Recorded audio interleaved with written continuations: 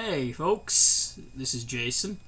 Welcome back to another Man Crush Monday. I know this is Tuesday. Yesterday was a holiday in Canada, at least in Ontario. So, yeah, I'm doing it today.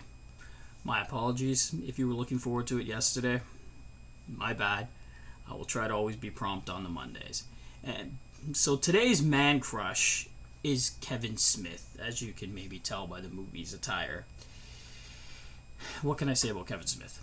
Have you ever felt that a writer was writing something specifically for you, that you heard the words or you saw the acting and you thought, this speaks directly to me? Are they listening in on my conversations? What is this?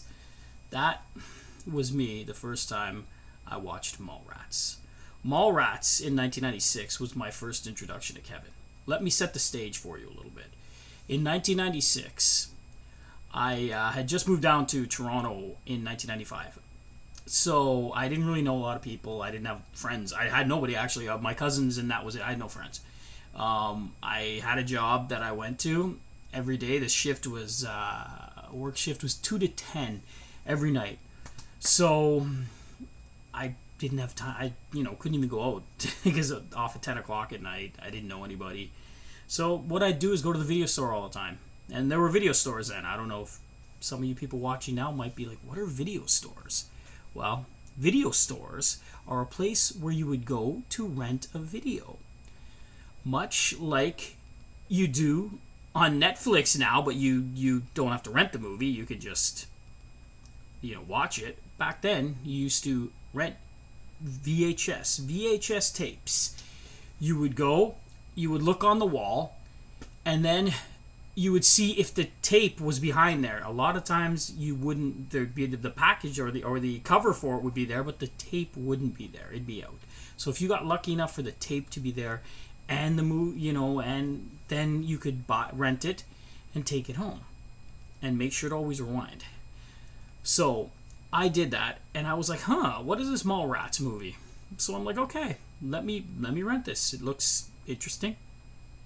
I rented it, and it put me in the best mood. It was like the happy drug. It was like the happiest drug you could ever have. It just put me in such a good place.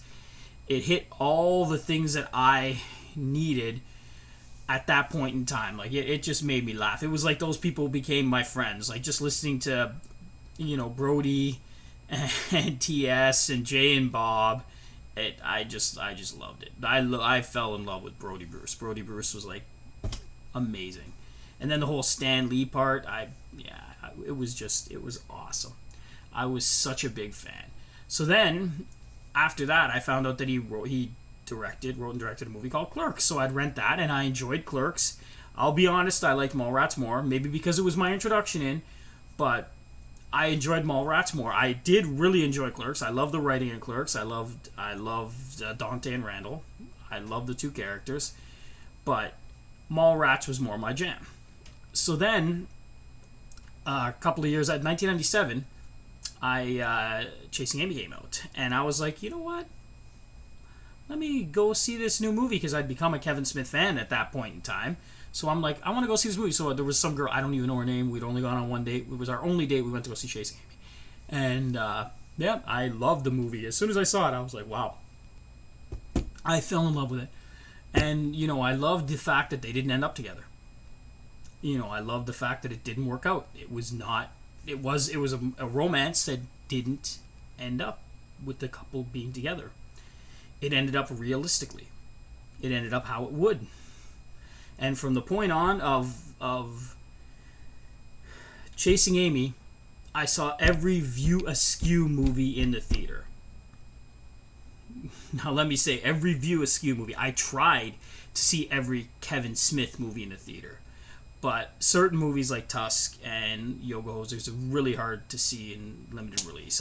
But every View Askew movie, I did see in the theater. Every part of the View Askew universe, I saw in the theater. What's the View Askew universe, you ask?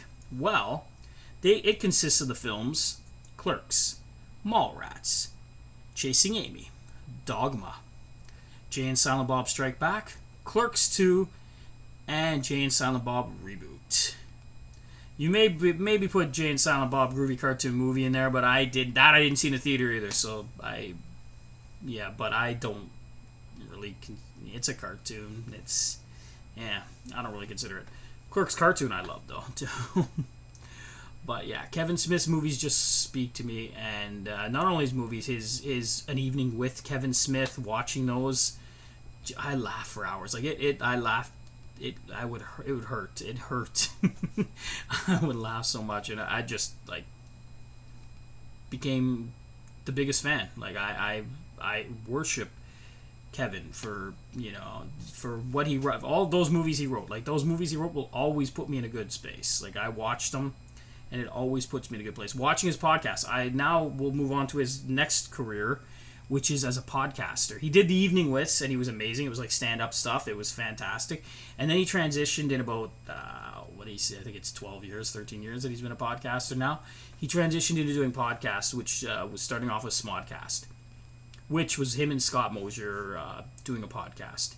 And genius. I listened to it, and it was funny. The stories were great. Kevin created a podcast empire. And he does such ones. I never listened to them in the beginning because, I'll be honest, I'm not a big Batman fan. So Batman being in the title turned me off. But Fat Man on Batman is like my go-to now. Like him and Mark Bernardin, I love those two. Jay and Silent Bob Get Old,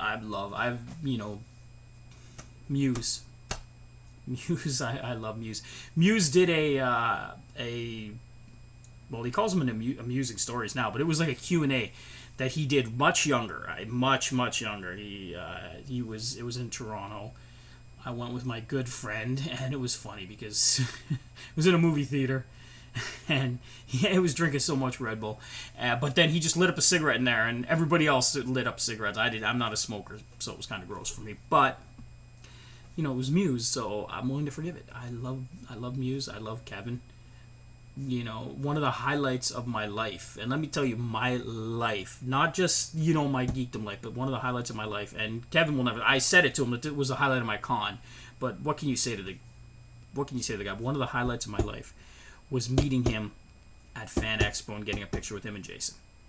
I'd already gotten multiple pictures with Jason. I will always get a picture with Jason whenever I'm at a con with Jason. Jason is somebody I will always get a photo op with. I might always get an autograph with him too, because I love Jason. I love what he's overcome in life. I love his daughter's so cute. I love his wife. I love that his wife is like in charge of everything. That is amazing. Kevin put her in charge, and she runs shit. It's awesome to see, because Jay's so funny. And he's a content creator. I have nothing but respect for that guy. Nothing but respect. And I'm so happy that he got his life in order, because, the world would not be a good place without Jason Mewes. But this is not the love letter to Jason Mewes. This is the Man Crush Monday for Kevin Smith. So we got to get back to Kevin. So, we got to get back to filleting Kevin. He's wonderful. I've gone to a bunch. Like I said, I've gone to about 3 or 4 An Evening with Kevin Smith, and actually 1 An Evening with Kevin Smith, and 2 or 3. Well, 1, I went to the Reboot Road show here in Toronto, which was awesome. I will talk about Reboot in a bit. But yeah, I've seen him live, I believe, 4 times, with Jason twice, and it's great. Every time I watch it, see him live, it's captivating. It's funny. I have tears rolling down my face. I tell my friends, like, there were people that weren't. I'm like, get tickets. You have to see Kevin Smith live. You have to see him. And when Jason's there too, you see both of them. I mean, Kevin doesn't give anybody else much chance to talk, but hey, when you're that good at oral, you don't need to give other people the mic. You don't need to let other people hold it. You're that good at oral. And he is one hell of an orator.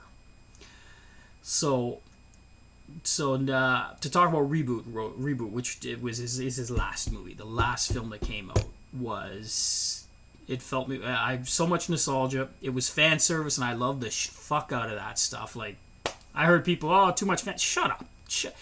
You're a fan. He's servicing you. Shut up and enjoy it. God, people frustrate me. But so much fan service, so much love. Jay and Harley in that scene where they had to, like, you know, he had to leave, like they went their separate ways at Chronicon. Oh, fucking so touching. So touching. And yeah, just a great all-around film. I've watched it many times. I got the poster. I bought the Kevin Smith signed poster. I still have not got it hung yet. Fucking, you know, what are you gonna do? I'm lazy.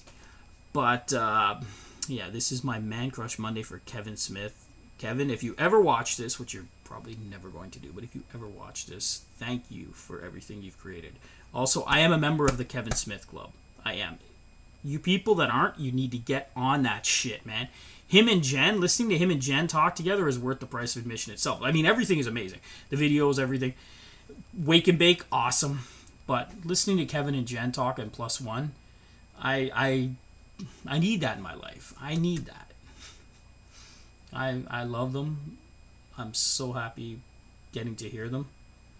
I listen to Vegan Abattoir with Harley. I love Harley. She's, you know, Kevin's daughter. How can you not love her? And I love her acting, and I love her activism. Like, she's, you know, she's great. She's great. The whole Smith family is great. And Jen Schwalbach. And Nan and Pop. But I'm rambling now. Anyway, this is Man Crush Monday. Kevin Smith. Jeff's Kiss.